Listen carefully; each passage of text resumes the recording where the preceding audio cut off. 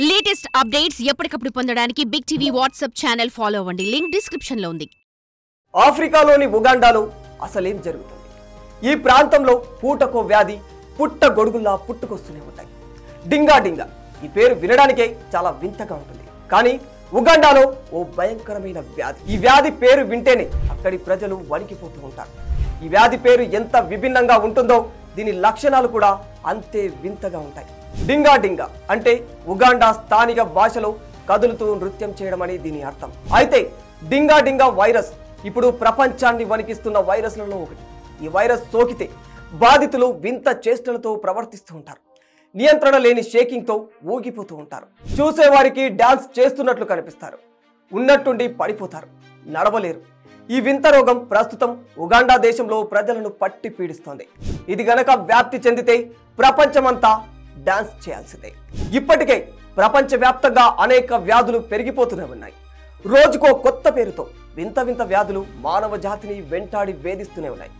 ఈ క్రమంలో ఇప్పుడు డింగా డింగా వ్యాధి కలకలం. అయితే మరీ ముఖ్యంగా ఉగాండాలోని బుండిగ్యో జిల్లాలో ఈ వ్యాధి చాలా వేగంగా విస్తరిస్తూ ఉంది. ఈ వ్యాధి మహిళలు, బాలికల్లోనే ఎక్కువగా వ్యాప్తి చెందుతోంది. అయితే ఇటు స్థానికులు, అటు అధికారులు భయాందోళనకు గురి చెందుతూ ఉన్నారు. ఈ వ్యాధి సోకిన వారి శరీరంలో తీవ్రమైన వణుకు, జ్వరం, ఆ తర్వాత బలహీనపడటం లాంటి లక్షణాలు కనిపిస్తాయి. ఇప్పటి వరకు 400 మందికి పైగా వ్యాధి బారిన పడినట్లు అధికారులు చెబుతున్నారు. అయితే వ్యాధి కారణంగా ఇప్పటి వరకు ఎటువంటి మరణాలు సంభవించలేదు. కానీ ఈ వ్యాధి వ్యాప్తి మాత్రం చాలా వేగంగా పెరిగిపోతుంది. శరీరంలో వణుకు వచ్చినప్పుడు అదో రకం డాన్స్ చేసినట్టే ఉంటుంది. అయితే ఈ కొత్త వ్యాధి పట్ల ప్రజలు అప్రమత్తంగా ఉండాలని ఓవైపు ఆరోగ్య శాఖ కూడా హెచ్చరికలు జారీ చేసింది.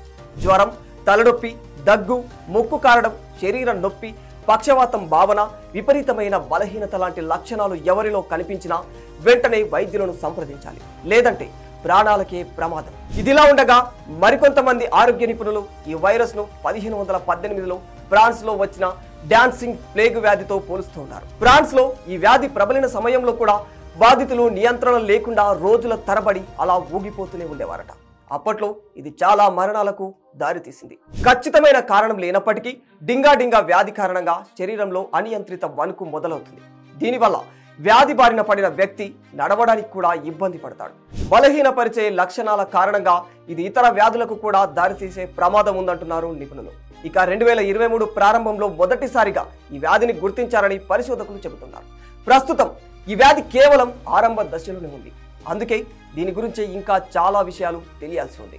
అయితే ఈ డింగా డింగా వ్యాధికి ప్రధాన కారణాలు ఏమిటి, ఎలాంటి వారికి ఈ వ్యాధి వస్తుంది అనే దానిపై ఆరోగ్య శాఖ అధికారులు, పరిశోధకులు గుర్తించే పనిలో పడ్డారు.